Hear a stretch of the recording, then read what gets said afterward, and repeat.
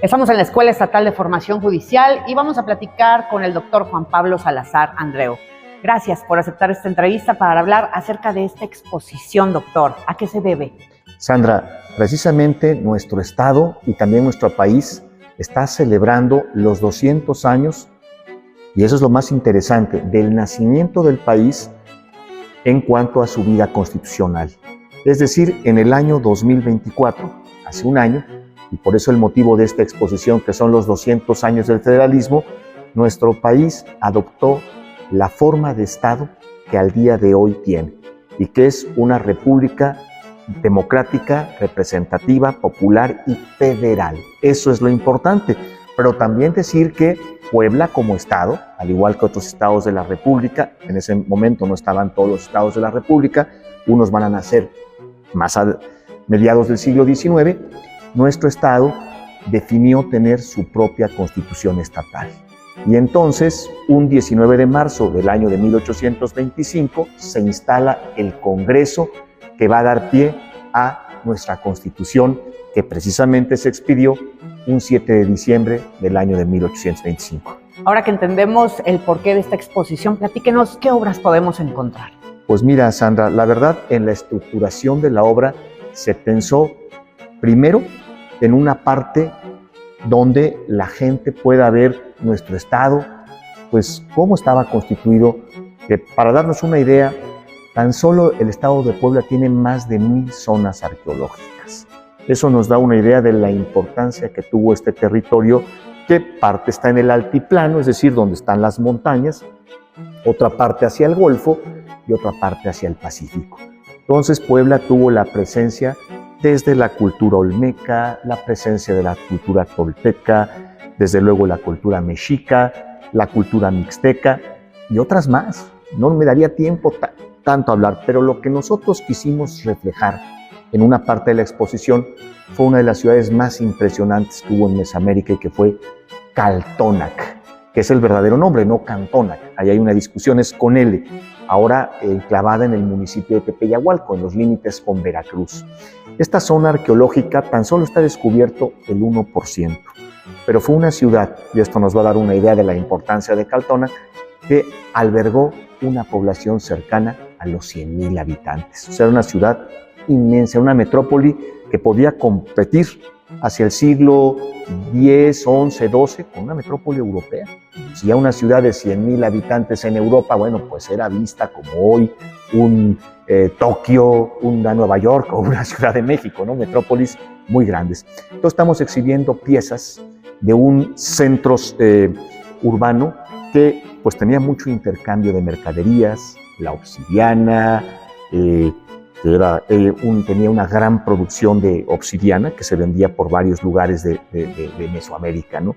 Entonces es lo que queremos mostrar, y bueno, pues la influencia maya, unos jaguares preciosos que se tienen de la región de Oaxaca. Eso es por lo que hace a la parte mesoamericana.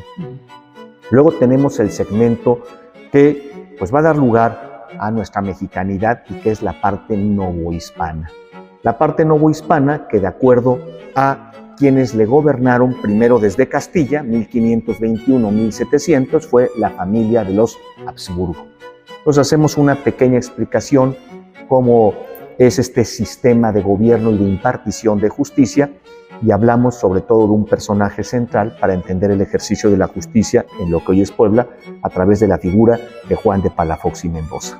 De ahí nos pasamos a el periodo borbónico, cuando la familia francesa, por un testamento que sacan a colación, pues toma el poder de la corona de, ya podemos hablar aquí de España, de la España que hoy conocemos, y entonces hablamos cómo era esa forma de organización territorial, de justicia, y ahí nos centramos en una figura clave porque esta figura va a estar en la transición de Nueva España a México, y es la figura del obispo Antonio Joaquín Pérez Martínez. Posteriormente, y esta es la parte más interesante de la exposición, vamos ya al periodo nacional. Precisamente cuando surge nuestro país con el imperio efímero de Iturbide, que fue pues un ensayo de una forma de Estado, se creyó que era lo mejor que se podía hacer, y al día preguntarse, ¿por qué Iturbide? Iturbide, para lograr la independencia, presentó 3 proyectos constitucionales. Y esto es poco conocido. Entonces, eso se aporta en la exposición. Y por supuesto, ¿quién es la estrella de la exposición? Pues, indudablemente, la persona que introdujo en ese entonces el desconocido sistema del federalismo de los Estados Unidos de América, ¿no? Todo lo que hicieron los grandes padres de Estados Unidos, Franklin, Washington, Jefferson, Hamilton, todos ellos impulsaron un sistema que fue muy exitoso y que no solamente se instauró en América, sino que en Europa también, un país muy federalista y que la gente a veces no lo comprende muy bien, es Alemania, ¿no? Alemania tiene un sistema federal increíble. Y entonces, a través de José Miguel Ramos Arizpe, este hombre, que aunque nacido en lo que ahora es Coahuila, ese territorio se llamaba las provincias internas de Oriente y Occidente, este hombre que abrazó el sacerdocio fue un hombre muy brillante, al grado de que lo envían a las Cortes de Cádiz, participa en la Constitución de Cádiz, pero México, al ser un país independiente, él, viviendo en un territorio tan alejado de la Ciudad de México, él es un gran luchador por las autonomías. Y gracias a ello se instaura el sistema federal en el año 1824 a nivel de toda la República y a nivel de los estados, porque el federalismo tiene la competencia estatal y la competencia federal. Se instaura en Puebla. Puebla en un inicio fue muy renuente a recibir el federalismo, pero bueno, ya finalmente acepta este sistema y entonces Ramos Arizpe, y esto es lo más bonito y lo más hermoso, resulta que la vida lo trae después de haber sido ministro de Justicia y Negocios Eclesiásticos, viene a vivir a Puebla, viene a la Catedral de Puebla, como deán, la persona que lleva la cuestión económica, y aquí él va a padrinar, va a enseñar el amor al federalismo a un poblano que tiene que ver mucho con el Poder Judicial y sería el punto de unión del Poder Judicial con el Legislativo de Puebla. Y aquí aprovecho, esta exposición luego se irá a el Congreso del Estado de Puebla. Y esa figura que nos hermana es José María Lafragua Ibarra, un jovencito que quedó muy huérfano de papás, y mira qué padre lo que ahora vamos a comentar. ¿Quién creen que lo va a adoptar en esa cuestión de orfandad? El obispo Pérez. Este personaje que hablaba yo de finales del siglo XVIII y comienzos del XIX, él lo va a enseñar. Y lo comenta Lafragua, él le tuvo gran admiración al obispo Pérez. Años después, cuando viene Ramos Arizpe a Puebla, Ramos Arizpe con su plática, con su conversación lo hechiza. Y entonces, cada vez que se va a instaurar el centralismo, porque México no definía si quería ser central como Francia, o monárquico como Europa, o federal como Estados Unidos, quien va a realizar las revueltas va a ser José María Lafragua. Y Lafragua, un personaje clave para entender Puebla y la grandeza del federalismo, pues es un hombre que va a incidir en la vida constitucional mexicana, pero además algo muy importante, es el creador de los códigos que hoy justamente rigen a nuestro país. El Código Penal, el Código Civil, los códigos de procedimientos vienen de la prosapia del gran José María Lafragua. Por último, pues la parte constitucional.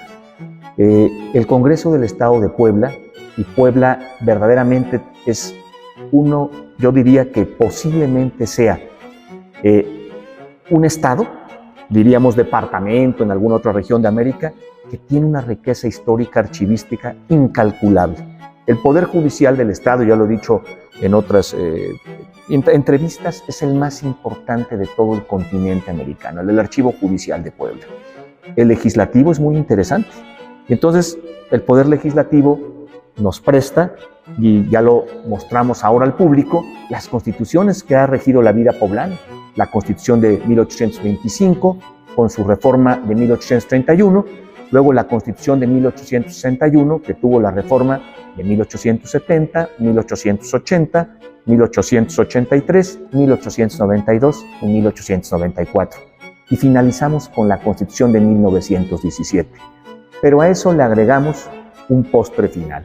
¿Cuál es? Y ese postre legislativo final es las actas del Senado. Puebla tuvo un Senado, y eso poca gente lo sabe, ¿no? Porque los senados fueron a nivel estatal, a la usanza de Estados Unidos, sobre todo en el periodo que México iniciaba como país, ¿no? Estados como Veracruz, Oaxaca tuvieron un senado. El de Puebla fue muy tardío porque fue una manera de picarle la cresta al presidente Juárez, que había proscrito el senado cuando se establece por un poblano, Ignacio Comonfort, gran amigo, por cierto, de José María Lafragua, la Constitución de 1857. Y por último, buscando la relación de la abogacía a través de la figura del Quijote de la Mancha, pues logramos pedir prestado en Tepeyahualco al señor Vinicio Limón Rivera su colección de grabados de Salvador Dalí. Y entonces Salvador Dalí tuvo varios asuntos jurídicos que le hicieron voltear a ver en su vida artística pues la figura del Quijote, tan relacionado con los abogados. ¿Eso tiene que ver Dalí con el federalismo? Pues lo que sucede es que la exposición tiene que ver con el federalismo y con el derecho. Y entonces los abogados somos, pues, ahora sí que el producto del constitucionalismo, de la codificación. Y he ahí el hilo conductor de lo que estamos mostrando el día de hoy. ¿Qué tan importante es esta exposición para la Escuela Estatal de Formación Judicial y para el Poder Judicial en sí? Pues una magnífica pregunta. No es que sea solamente por un deber moral que las autoridades tienen que tener, en este caso nuestro Estado Libre y Soberano de Puebla, con recordar y que la gente vea y tenga a la mano, porque es una gran exposición en el sentido de que nunca en la historia del Estado se habían expuesto las constituciones. Por eso, y hay que felicitar al Poder Legislativo que encabeza la diputada Laura Artemisa García Chávez. Ella ha tenido a bien dejarnos un tiempo más de exposición, pero ellos también la van a llevar, la van a exponer, la van a divulgar. Entonces, aquí que a través de la idea que surge aquí en el Poder Judicial, ahora el Legislativo haga lo mismo, pues es una labor increíble, es difundir para los poblanos qué sistema hoy los está rigiendo. Pero te voy a dar un dato más.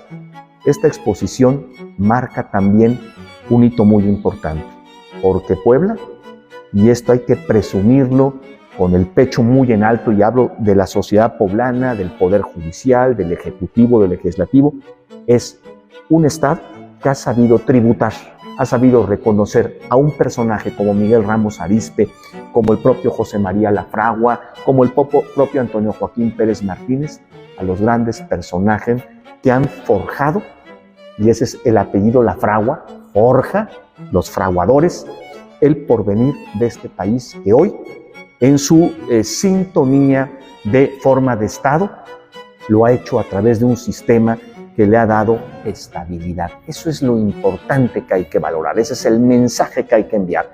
La estabilidad que tenemos al día de hoy con sus asegúnes, porque pues todos los estados tienen sus asegúnes, pues nos han dado de alguna manera una convivencia democrática y pues de alguna manera pacífica, de alguna manera, porque ahora pues en el mundo tenemos graves problemas en ese sentido, nos estamos reconfigurando en una nueva era del siglo XXI. Sin duda una exposición que suena muy interesante para la gente que nos está viendo. ¿Cuándo la pueden visitar? ¿En qué horarios? Y la dirección, por favor. Sí, mira Sandra, eso es muy importante. La exposición con nosotros va a estar hasta el día 12 de mayo. Se puede visitar perfectamente bien durante toda la semana a partir de las 10 de la mañana y hasta las 6 de la tarde. Los estudiantes, por supuesto, con credencial, tienen un descuento alto. Por supuesto, la gente que presente su credencial del INAPAM también tiene un buen descuento, pero realmente el costo de cualquier persona que nos visite es de 50 pesos, es bastante asequible para lo que la exposición está pues dando como mensaje, ¿no?, a la gente con las obras expuestas que decíamos que son prehispánicas. Tenemos pinturas de Miguel Cabrera que nos hablan de todo ese periodo de esplendor virreinal. Y pues también tenemos objetos europeos, ¿no?, pinturas holandesas, tenemos un reloj francés napoleónico, un grabado italiano. Entonces todo esto nos habla precisamente de estas influencias que se van a tener durante el siglo XIX. ¿Qué día se puede visitar? Se puede visitar prácticamente todos los días, Sánchez. Prácticamente todos los días, y repito, los horarios son de 10 de la mañana a 6 de la tarde. Le agradecemos mucho, doctor, toda la explicación de esta magnífica exposición que, por supuesto, todos los poblanos y visitantes también tenemos que conocer. Así es que ya sabe, esta exposición está en la Escuela Estatal de Formación Judicial del Poder Judicial del Estado de Puebla. Muchas gracias.